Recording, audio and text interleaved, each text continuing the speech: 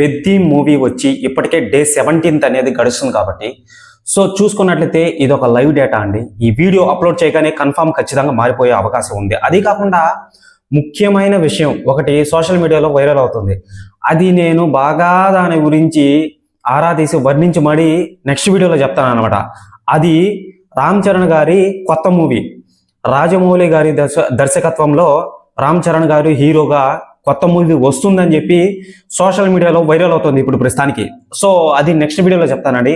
నీట్గా క్లారిటీగా కనుక్కొని అది నిజమా కాదా అని చెప్పి చూద్దాం, ఓకేనా? సో చూసుకున్నట్లయితే ఇది కానీ నిజంగానైతే రామ్ చరణ్ గారి మీద ఉన్న ఇప్పుడు దాకా వచ్చిన అలిగేషన్స్ అనేటివి అన్నీ పోతాయి అన్నమాట. ఓకే, సో తిరిగి మళ్ళీ కొట్టే అవకాశం ఉండొచ్చు మ్యాక్సిమం నాకు తెలిసి ఆ యొక్క మూవీతో, రాజమౌళి గారి మూవీతో. ఓకే, సో దాని గురించి మరీ తెలుసుకొని బాగా వర్ణించి మరీ చెప్తాను అనమాట. నెక్స్ట్ అదే నేను ఈ వీడియో అప్లోడ్ చేయగానే క్లారిటీ కనుక్కుంటా, నేను క్లారిటీ కనుక్కొని నెక్స్ట్ వీడియో చేస్తాను అనమాట. తొందరగా వచ్చేస్తుంది. సో ఎవరైనా సరే భయ్యా, నేను పెద్దికి సంబంధించి చాలా అప్డేట్స్ అయితే ఇచ్చాను. సో ఈ యొక్క కలెక్షన్ల పరంగా కూడా విత్ ఇన్ జిఎస్టీతో సహా చెప్పాను అనమాట. సో కొంచెం నా బాధ అర్థం చేసుకొని సబ్స్క్రైబ్ చేసుకొని బెల్ ఐకాన్ని ఆల్లో పెట్టుకోండి భయ్యా. చాలా కష్టపడి చేస్తున్నాను అనమాట వీడియోస్ అనేటివి. సో చూసుకున్నట్లయితే డే 17 అనేది గడుస్తుంది అనమాట. సో రీలోడెడ్ వర్షన్ కూడా వీడియోస్ కూడా వదిలాడు అనమాట. కొత్త సీన్స్ అనేటివి థియేటర్లలో వదిలేరు, అది మీకు తెలిసిందే. ఇప్పుడు ప్రస్తుతానికి అది సోషల్ మీడియాలో వైరల్ అవుతుంది అనమాట. ఏదైతే ఆ యొక్క ఈ పెళ్లి చూపుల సీను ఏదైతే ఉంటుందో అది బాగా వైరల్ అవుతుంది. మామూలుగా జాహ్నవి కపూర్కి పెళ్లి విషయంలో మన రామ్ చరణ్ గారు వస్తారు కదా సైకిల్ మీద ఒక చిన్న గద పట్టుకొని. సో ఆ యొక్క సీన్ అనేది ఇప్పుడు ప్రస్తుతానికి అయితే వైరల్ అవుతుంది అనమాట. సేమ్ అదే విధంగా రంగస్థలంలో కూడా సమంతకి జరిగే విషయంలో కూడా అంతే. సో ఆ సీన్ చూస్తే ఈ సీన్ గుర్తు వస్తుంది అనమాట అది. సో చూసుకున్నట్లయితే మళ్ళీ వచ్చి రాజమౌళి గారితో వస్తుంది కదా మూవీ అనేది, దాన్ని క్లారిటీగా కనుక్కొని మరి మీకు వర్ణిస్తా అది అసలు అది నిజమా కాదా అని చెప్పి చెప్పాలన్నమాట మీకు. ఓకే, సో చూసుకున్నట్లయితే డే 17th అనేది గడుస్తుంది కాబట్టి ఇది ఒక లైవ్ డేటా అండి. ఈ వీడియో అప్లోడ్ చేయగానే మారిపోయే అవకాశం ఉంది కంపల్సరీ ఖచ్చితంగా. ఈ యొక్క హిందీలో వచ్చి 1 లక్ష వరకే సంపాదించింది అనమాట, తెలుగులో వచ్చి 2 లక్షలు సంపాదించింది అనమాట, తమిళ్లో వచ్చి 1 లక్ష సంపాదించింది అనమాట, కర్ణాటకలో వచ్చి 1 లక్ష సంపాదించింది అనమాట. మలయాళంలో ఎటువంటి అప్డేట్ అయితే లేదనమాట.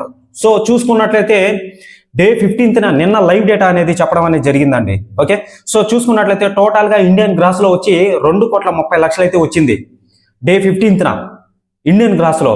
సో దాంట్లో జిఎస్టీ పోగా 2 కోట్లు అయితే వచ్చింది అనమాట. అప్పుడు జిఎస్టీ ఎంత పోయిందండి? 30 లక్షలు పోయింది. 30 లక్షలు పోయింది. 2,30,00,000 వస్తే 2 కోట్లు ఇండియన్ నెట్ కలెక్షన్ వస్తే 30 కోట్లు జిఎస్టీ పోయింది అనమాట. ఓకే, సో ఇది మామూలుగా డే 15th అనేది. ఇక చూసుకున్నట్లయితే ప్రీమియర్స్ ద్వారా వచ్చిన డబ్బు ఏదైతే ఉంటుందో ఇండియన్ గ్రాస్ కలెక్షన్ లో 21,83,00,000 అయితే వచ్చింది నార్మల్ గా. సో అది ఇండియన్ గ్రాసు. ఇండియన్ నెట్ లో చూసుకున్నట్లయితే 18,50,00,000 అయితే పోయిందన్న, 50 లక్షలు అయితే వచ్చిందనమాట ఇండియన్ నెట్ లో. ఓకే, సో మొదటి రోజు చూసుకున్నట్లయితే 60,66,00,000 వచ్చింది ఇండియన్ గ్రాస్ లో. విత్ ఇన్ జిఎస్టీ పే చేసిన తర్వాత ఇండియన్ నెట్ లో చూసుకున్నట్లయితే 51 కోట్లు అయితే వచ్చింది. మూడో రోజు చూసుకున్నట్లయితే 32 కోట్లు అయితే వచ్చిందండి ఇండియన్ గ్రాస్ లో, అది విత్ ఇన్ జిఎస్టీ పే చేసిన తర్వాత.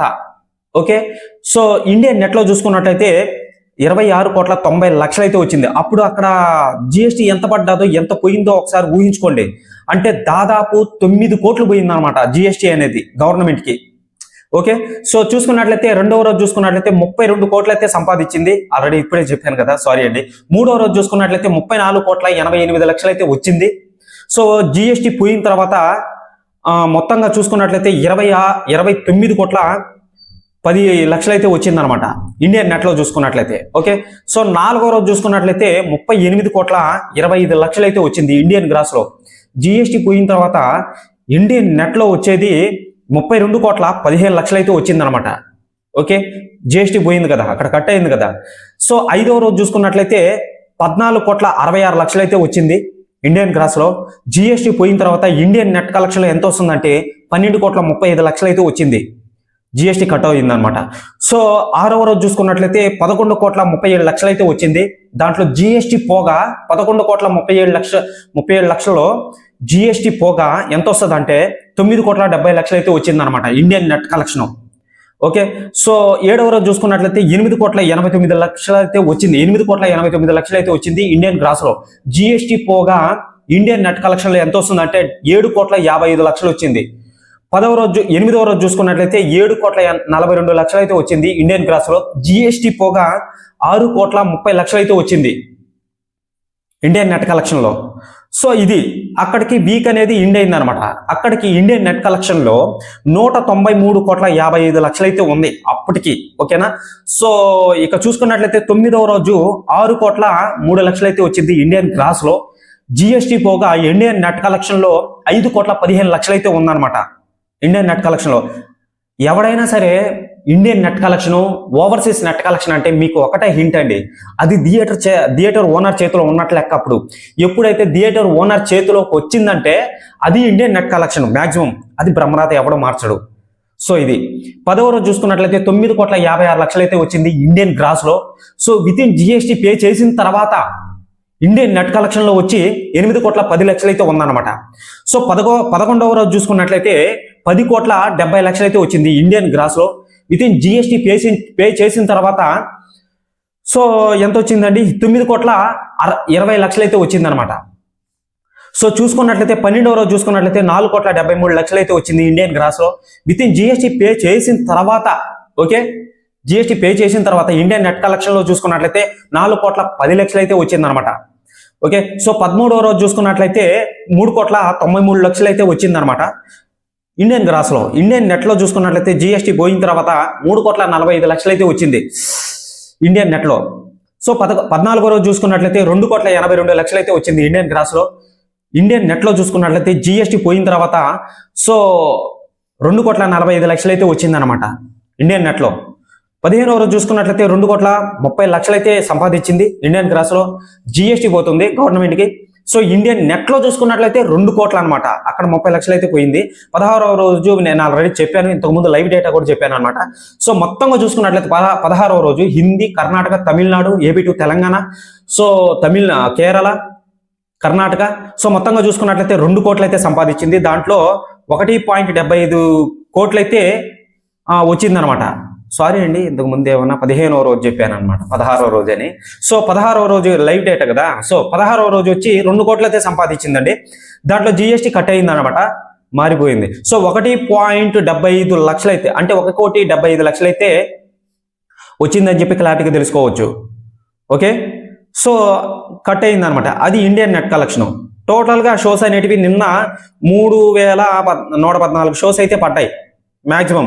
సో మొత్తంగా టోటల్ గా చూసుకున్నట్లయితే 229,75,00,000 మామూలుగా ఇండియన్ నెట్ కలెక్షన్. ఇప్పుడు కొంచెం మారే అవకాశం ఉంది, 231 కోట్లు మాక్సిమం వచ్చేస్తుంది మాక్సిమం. ఓకేనా, సో 75 లక్షలు అంటే ఇంకా 20 లక్షలే కదా, వచ్చేసింది ఆల్రెడీ 31 కోట్లు, 231 కోట్లు ఇండియన్ నెట్ కలెక్షన్ అనేది వస్తుంది.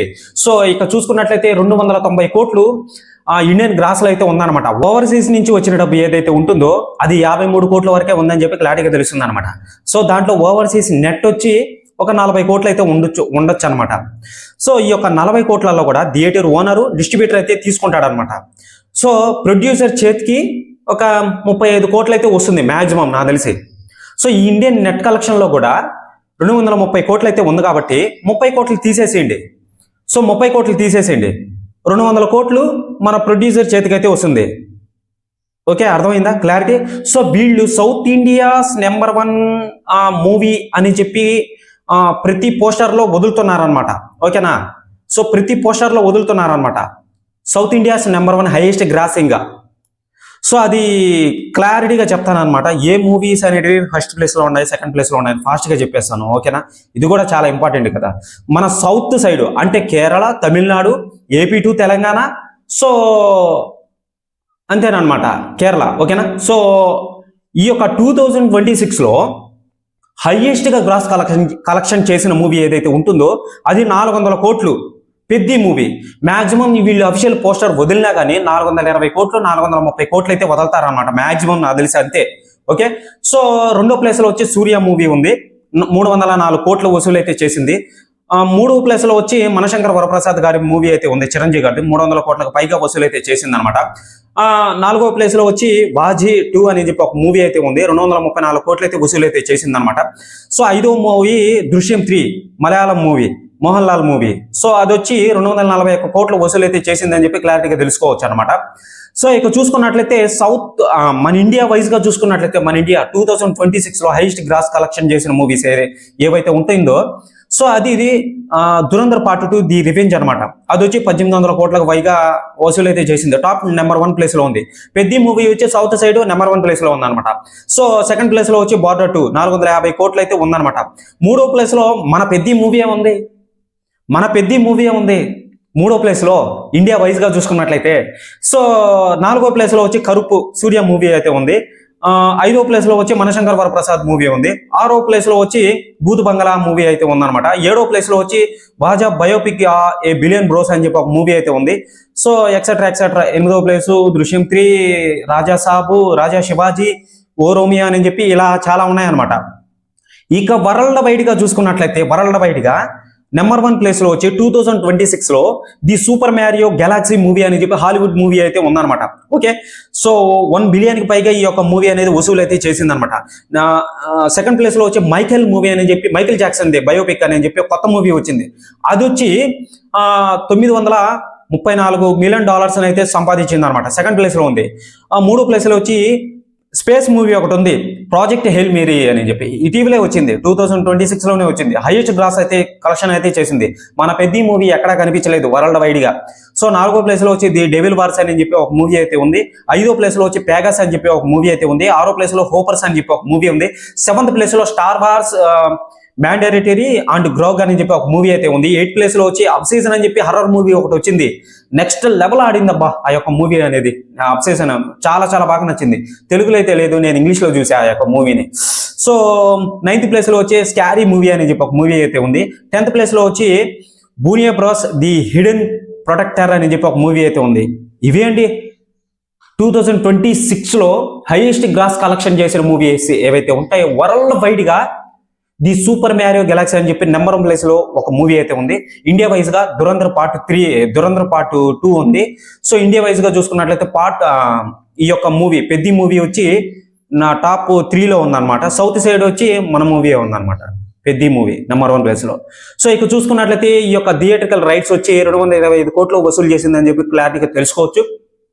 దీని షేర్ల పరంగా అక్కడక్కడ వచ్చిందని చెప్పి తెలుసుకోవచ్చు. మంచి ఓటీటీ ప్లాట్ఫామ్స్ అయితే ఇస్తున్నాడు అనమాట. అది నెట్ఫ్లిక్స్ మంచి ఆఫర్కి అయితే దొరికింది. అది లాస్ట్ లో తెలుస్తుంది ఆ యొక్క అమౌంట్ అనేది కూడా. సో చూస్తూ ఉండండి. పెద్దకి సంబంధించి ఎటువంటి పాయింట్ వచ్చినా కానీ ఎటువంటి డౌట్ వచ్చినా కానీ కామెంట్ చేయండి ఖచ్చితంగా. సో మీకు వీడియో పరంగా అందిస్తాను అనమాట. నెక్స్ట్ రాజమౌళి గారి దర్శకత్వంలో మన రామ్ చరణ్ గారి హీరోగా మూవీ అనేది వస్తుందని చెప్పి సోషల్ మీడియాలో వైరల్ అవుతుంది. దాని గురించి ఇప్పుడు చర్చ చేసి నెక్స్ట్ ఆ వీడియోనే వస్తుంది. సో ఎవరైనా సరే ఛానల్కి కొత్తగా వచ్చినట్లయితే ఛానల్ని సబ్స్క్రైబ్ చేసి బెల్ ఐకాన్ని ఆల్లో పెట్టుకోండి. ఓకేనా.